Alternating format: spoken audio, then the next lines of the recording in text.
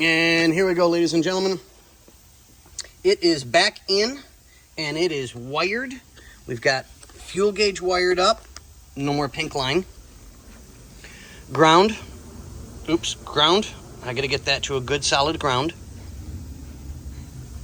Headlights, I still got to get that one taken care of.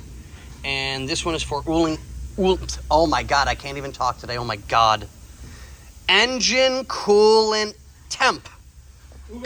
Yeah, Ooga Boogas. Oh my God, I am so tired today. So that's all taken care of. I've only had a little bit of time to do work on this today. Only a couple hours, I think. To get everything ran and get the gauges back in and get everything cleaned and wired. And I did all the grounds.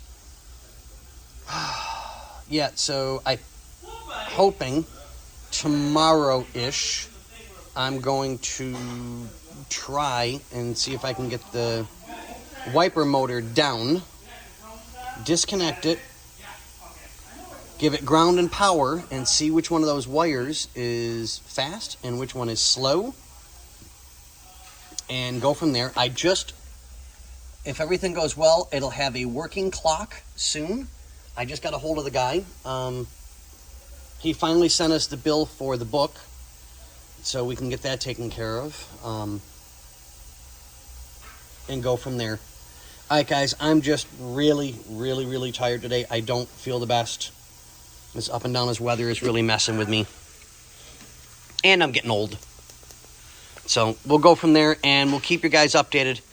Thank you so much for keeping up with the progress. I'll let you know more and more every day that I get more done. I still got to do the glue and stuff. With everything going on, it's literally just nonstop at the shop. It literally. So I've got to squeeze time in on this one to get this done and taken care of. I got to squeeze time on that one to get that taken care of. I'm helping Bernsey on that one for the T-Bird. Yeah.